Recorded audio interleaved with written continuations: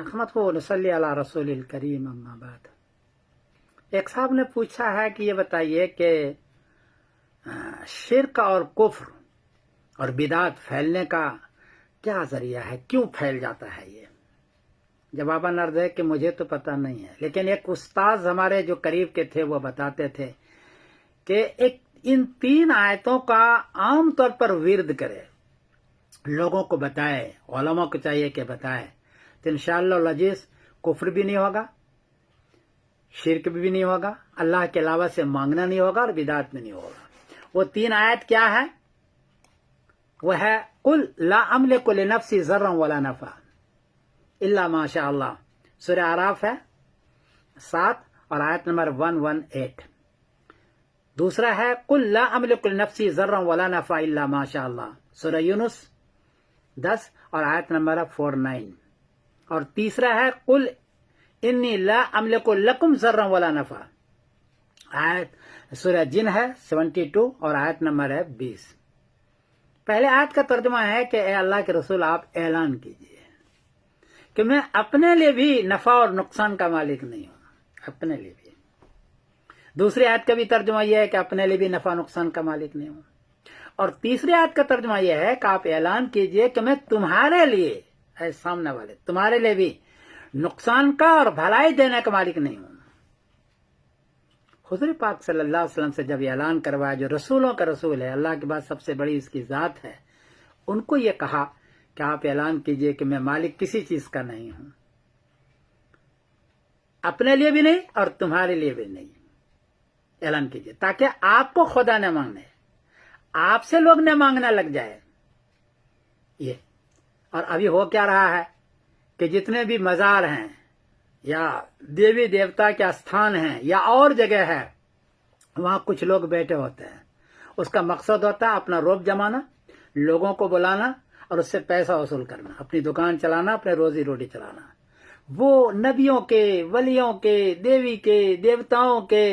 بزرگوں کے بڑی بڑی تعریف کرتے ہیں، اور آنے والوں کے تاثر دیتے ہیں کہ ان سے تم مانگو، یہاں پر آ کر کے ان سے تم مانگو تو تم کو روزی میں برکت ہو جائے گی، اولاد مل جائے گی، شادی ہو جائے گی، صحت مل جائے گی، بارش برس جائے گی، یہ سارا ان سے پھر منگواتے ہیں، کہتے ہیں اس کو کرو۔ آدمی چونکہ پڑھا لکھا نہیں ہوتا، وہاں جو کچھ لوگ ہوتے ہیں وہ سمجھدار قسم کے لوگ ہوتے ہیں، تو وہ تاثر دیتے رہتے ہیں، لوگ اس کے پاس جاتے ہیں اور پھر اللہ کے علاوہ سے، اللہ کے علاوہ بزرگوں، ولیوں، جس کے سے بھی اللہ کے علاوہ سے پہلے تو اس سے مانگتے ہیں، پہلے تو کہتے ہیں اس کی طفیل میں ہو جائے، پھر اس سے مانگنے لگتے ہیں کہ صحت دے دے، اولاد دے دے، پھر اس کو سجدہ کرنے لگتے ہیں، اس کی عبادت کرنے لگتے ہیں۔ تو ہر مذہب میں تصور تو ہے ایک خدا کا کہ خدا ایک ہے، لیکن ذہن میں یہ ڈال دیا ہے کہ یہ اللہ نبیوں کو، ولیوں کو، اس کو اختیارات دیے ہیں، اور اتنے اختیار دیے ہیں کہ میں اللہ سے بھی مانگ سکتا ہوں اور ان سے بھی مانگ سکتا ہوں۔ سارے مذاہب میں یہ ہوا ہے، اسلام کے علاوہ۔ اسلام میں بھی دیکھتا ہوں بہت سارے لوگ مسلمان ہیں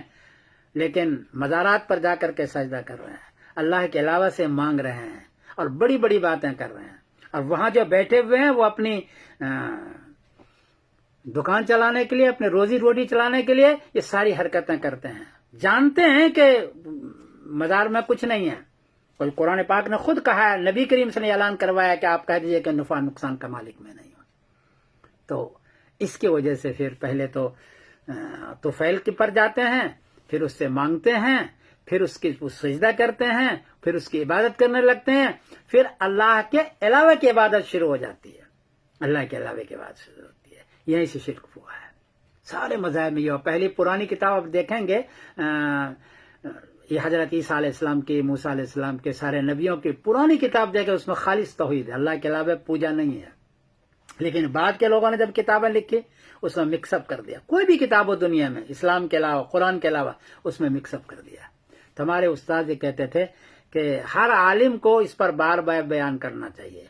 اور اس پر یقین دلوانا چاہیے کہ اللہ ہی کرتے ہیں، دوسرے نہیں کرتے ہیں، کیونکہ نبی کریم صلی اللہ علیہ وسلم سے اعلان کروا، قل اعلان،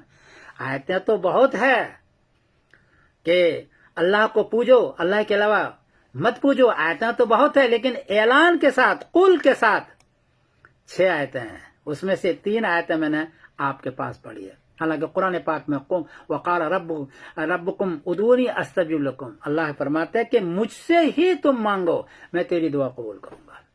فلا تدعوا مع اللہ احد، اللہ کے علاوہ کسی اور کی پوجا نہ کرو، ساری چیزیں۔ تو